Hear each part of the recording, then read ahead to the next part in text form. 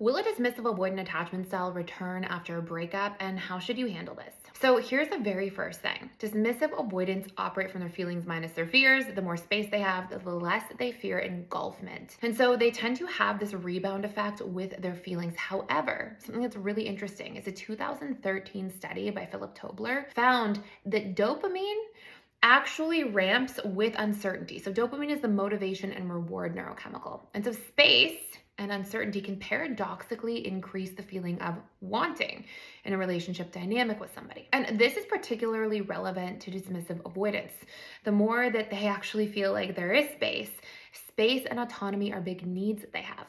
So, when there's space after a breakup, they tend to come closer. However, there are a few really important caveats here. Dismissive avoidance, once something is done, especially if it's a relationship that's shorter than 6 months, they are unlikely to return.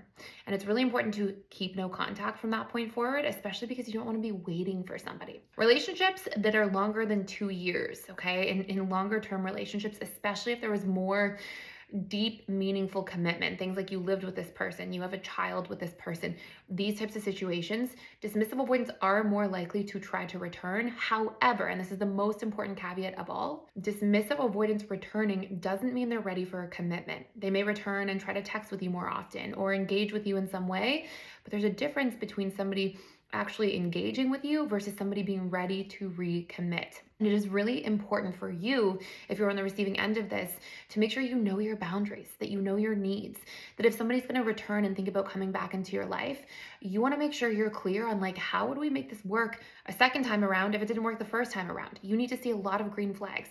You need to see that this person's ready and willing to open up and to put the work into a relationship. You need to know that this person's going to hear your needs and try to meet them. And if you're not seeing those major things, then it's probably a better situation for you to keep your boundaries strong and keep your focus into giving yourself love instead of pouring it back into a relationship that didn't work the first time. If you want help on determining this further and being more clear, you can watch the full-length video down below.